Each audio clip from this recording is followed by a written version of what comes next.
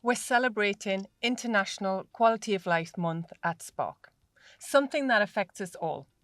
So what does it mean to be healthy? And to be honest, the version of healthy that we see online doesn't really match our everyday life.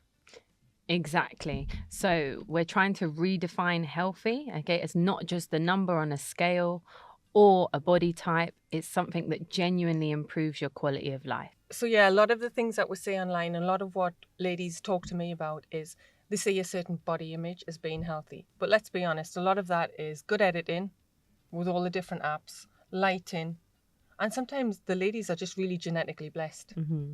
And also it comes from a fact of what they actually put into every day. And their lifestyle is very different to an average woman's lifestyle. So they need to take into consideration that they may have the time. You may be doing a 9 to 5 where you might not have the time as well. So they're trying to compare themselves unrealistically to someone that may not be able to do what they're doing. So first thing I always say to the girls as well is accept where you are, really accept the point that you're at, and then you want to slowly improve little by little, looking at the long term. So yeah, I do think that obviously online there is a lot of pressure, okay, and I think that a lot of people when they feel pressured, they then start to talk a little bit negatively about themselves, and if we can stop that from happening before, then we kind of then get them from the beginning of their goals moving forward.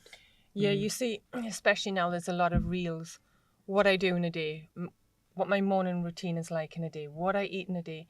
And like you touched on, this is for them because maybe they're content creators, maybe they're influencers. So that is going to work for them. But realistically, that's not what we can do. And just because this is their version of this is what I eat for my breakfast, this is what I do in the morning, that works for them. But for you, it's something different. You take what you can and start where you are. I think they are kind of getting into there, but if you had a lot of social media accounts that kind of show the real life of people, what people really experience day to day, and then there wouldn't be so much pressure nowadays on what is perfect. You have to kind of redefine what is perfect to you. That's perfect to them, okay? You have to really look back and think, what is perfect to me and how do I want to feel? And then understand that it's a gradual process, and it happens over time, and it takes time and commitment, and most of all you have to enjoy it. So if we look at like certain clips that are coming out a lot now, and I do think they're very good for education. Like you've got the ones that teach you which aspect of the glute you're going to work, or you've got like on a leg press you do close leg press for your quads, a little bit shoulder width apart. Okay, you can do more of a compound, and then you go sumo, which will obviously hit the glutes. It is very, very good that we're trying to educate, but I think this puts a lot of pressure on people, especially if they think that they're working it but their form's not necessarily correct. It's all about that you really need to educate your body first and then look at these aspects into like isolating certain muscle groups, because you have a lot of girls that are coming from the beginner girls, like not trained, never trained before, seeing these and trying out these movements, but they're not necessarily doing the right form. Personally say that we've got a lot of now is in terms of the reels that you see a lot of the time of like education. They're very good in educating you if you know what you're doing in the gym. So you've got like the different ones of like when you're doing leg press, so you would put your legs close grip to work your quads, put your feet close together to target your quads. You then have shoulder width apart for more of a compound work front and back, and then you'd go sumo in terms of working your glutes. And it is very good that we're educating, but if you're a beginner and you don't know where your body should be in that movement, okay, then you're not necessarily going to target their muscles. So it's all about really breaking it down. Are they in the correct position? First of all, getting on the machine, and then there you can break it down. Yeah, I think you touched on a really good point there, that these posts are for people who are experienced in the gym, but they're coming across like they're very general for everyone.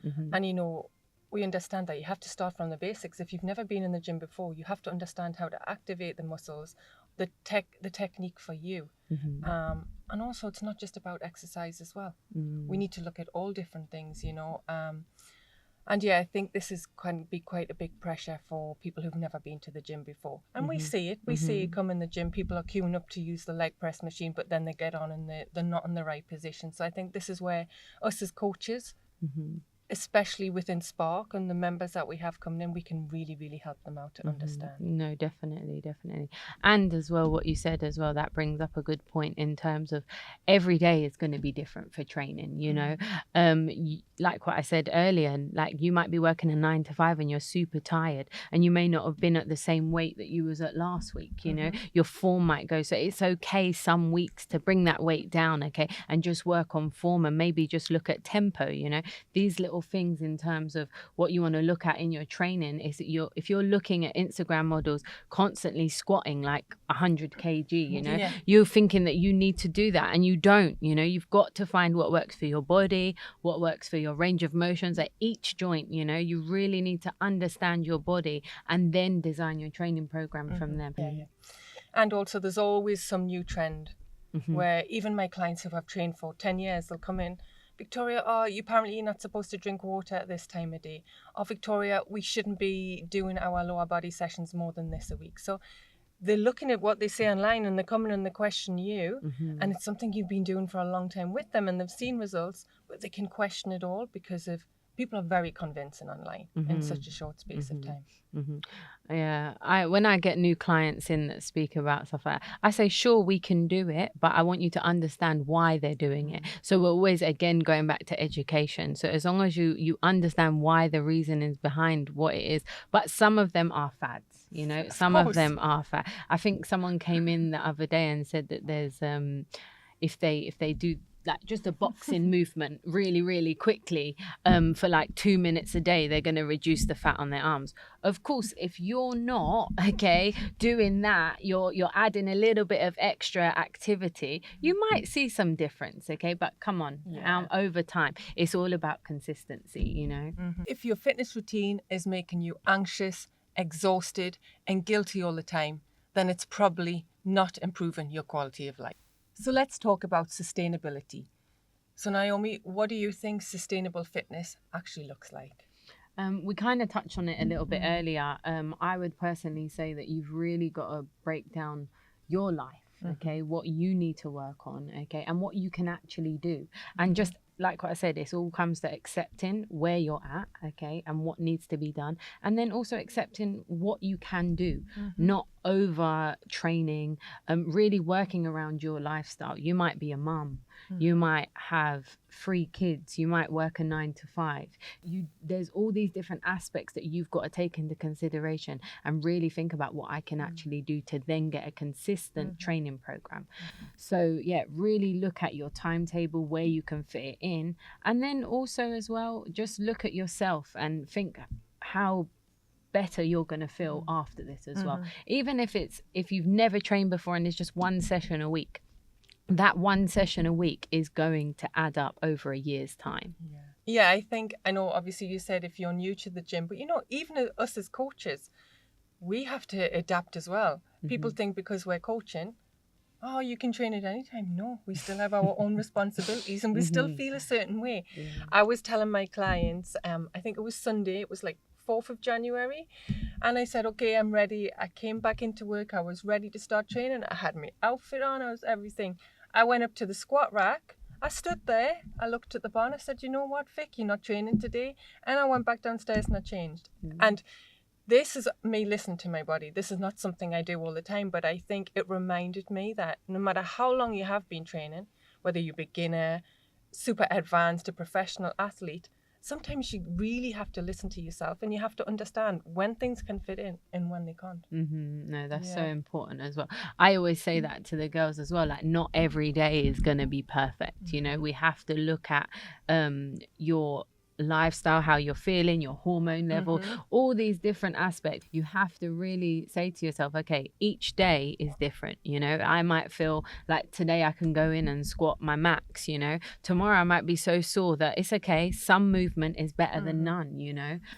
So it's really, again, about accepting, okay, and really understanding what you can do, you know, and what is possible for you to do. And then when you do feel like it, then pushing boundaries, and making sure that your training does match what you want to achieve in the long run as well. And I think this is something as coaches we have to educate as well, because if somebody doesn't find that right balance, they're going to get injured. They're going to be sick.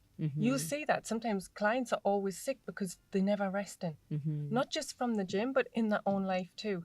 You always find those ladies who have the most responsibility, the most challenging job role, you know, are the ones who are looking after their family. You'll find they'll get sick a lot, not because they're unhealthy or there's anything wrong. It's just because they're really overwhelmed and exhausted. So you do really need to find the balance. Mentally, it's not just physically, like mentally listening to your body. But then that also touches on, you really need to educate yourself and change your frame of mind to understand that fitness is something that's going to really help you long term. Okay, I always say to the girls as well, it's like free happy hormones, you know. You train, you move, okay, and your body will thank you. So I also live by, okay, you want to be the best version of yourself when you're 60.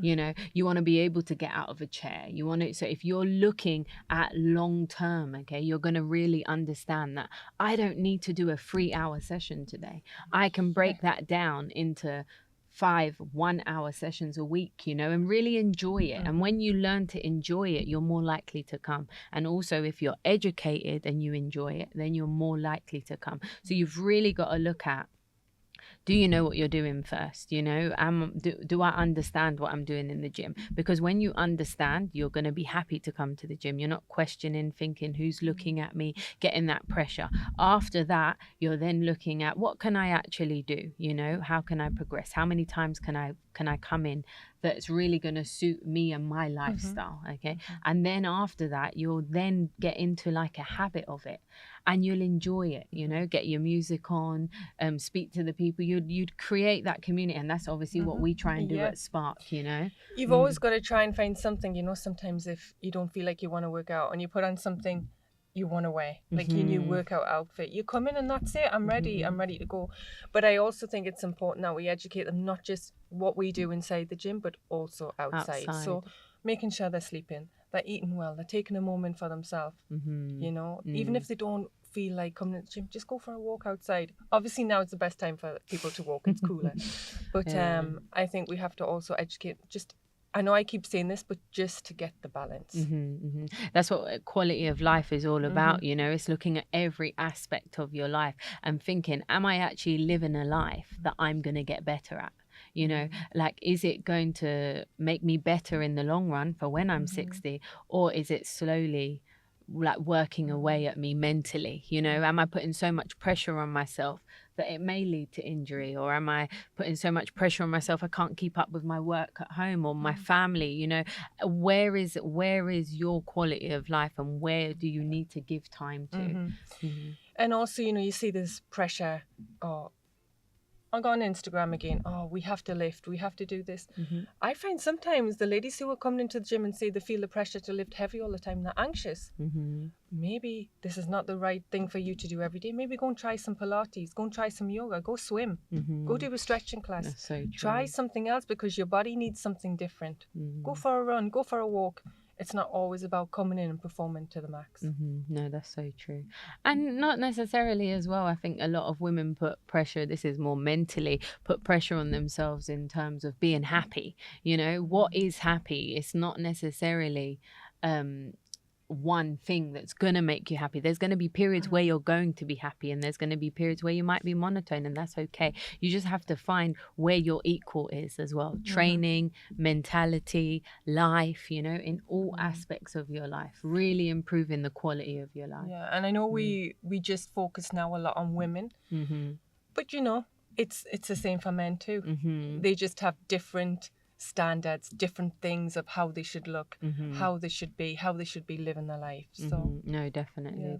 I know I mentioned, go for a walk, and clients sometimes say, well, if I go for a walk, that's not building muscle. Okay, but there's a reason that we've talked about you going for a walk. You're not feeling great, you're feeling overwhelmed, so going for a walk is actually going to make you better the next time you come into the gym and lift. So mentally, you know, you're going to be able to switch off, you're going to clear your mind, you're going to allow your body that recovery. And so when you do come back into the gym, you're going to be able to lift better. I always use the analogy of any movement's like good movement, you know, the more we move, whether it's walking or an intense workout, it all adds up. And then I also say that you need to imagine your life like a bank account, you know, every workout you do, it adds up, you know, every like bit of reading you do for your mental health, you know, it adds up, you know. And if you think of, we know what's good for us and we know what's bad, and sadly sometimes we always get drawn to what's not so good to us. But it's about really being stern with yourself, okay, and really looking at what is going to improve my quality of life. So if it's just a walk and you may have had a real busy day, a walk is better movement than anything, you know, than doing nothing at all. If you're sore, you may just go in and do a little bit of cardio and stretching. Sometimes that is enough. And just appreciate and love yourself, you know, to really appreciate what you are doing, you know. And I think what you focus on, this is where it's all going to go. So if you constantly focus on, oh, I've got to do this, I've got to lift, I've got to be this, I've got to be eating this, then this is where the energy is going to go. You know, you have to celebrate actually where you are and what you've achieved so far. It's all about how you talk to yourself. Like it's literally all down to how you talk to yourself and talk about yourself, you know. Really choose to, the knowledge and power comes from knowing yourself, you know, and knowing yourself in all aspects of life. So yeah. Sustainable fitness means that you shouldn't feel like you're failing when life happens, i.e. you miss a day or two of training. Sustainable fitness means that you should feel like your fitness is supporting you and really improving your quality of life.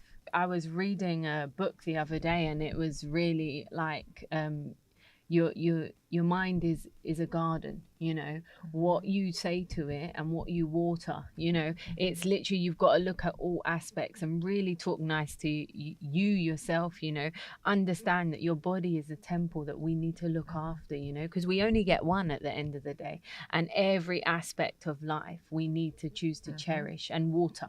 You know, if we water our mental health, we water our physical health, we water every aspect that we're looking at, you know, you're only going to grow. So yeah, I think that's so important, you know, and it's where it's perspective, and it's your perspective on exercise. So if we can help ladies and men switch their perspective away from seeing exercise as like a task or self-punishment and focus it more on, you know, self-care. I'm doing this for my body. This is my body. It's nobody else's body. This is mine. How can I improve it? How can I make myself feel good? Because at the end of the day, we want to feel better, and that should be the focus. And so much times as well, when we go back to Instagram, people are looking for quick fixes. You know, it's not a quick fix, it's a lifestyle thing that you really need to enjoy. And the biggest thing that I find as well is we get so many girls, not necessarily even just comparison to Instagram, you're comparing yourself to someone in a class, but what you need to remember is that person in the class, if she's advanced, she's probably been training with us for 5-6 years, you know, and it took her time to get there. So be nice to yourself. I always say to my clients, like the first day they walk in the gym, you have to imagine you're 1 day old. You know, that's how old you are in the gym, you know. And if you come for a month, then you're only 1 month old. And just be really open to learn your body, learn the machines, learn everything that us coaches want to tell you. And then over time, you'll be 5 years old, you'll be 10 years old. It's like starting a new job, you know. You're that many days or years old of how much time you put into it, you know, and it's got to come from you. I think you made some really good points, and I think as well, you know, no matter how long you've been working out for, everyone, and especially as women, it's still relatable. Sometimes we don't want to work out. Sometimes we think, oh, you know, I don't look as good today as I did, say, a month ago. What can I do? Sometimes, you know, we have to show that everybody goes through these moments. But again, it's how we work together, how we, especially in Spark. And as soon as you come from the door, my aim is that as soon as you come from that door, you're on like a journey to meet new people, You're going to be greeted on reception, so you're going to be feel good. You're kind of building a family as you come in, and you know what every coach is going to be doing. And maybe somebody might train with you, but they go through a group class with someone else, or maybe they might go to another branch and have a Pilates session with someone else. It's literally about just understanding and the full experience of all of us, you know, and we want you to feel welcome. If we have to redefine healthy in one sentence, healthy is having a body and mindset that allows you to live life to the fullest, not restrict it. Quality of life is your ability to enjoy your body, movement, and everyday life without guilt. This International Quality of Life Month, we encourage you to ask yourself, is your fitness actually improving your life, or is it controlling it? And if it's improving your life, then you're doing it right. This is Coach Naomi. This is Coach Victoria. And this is Spark Unlocked.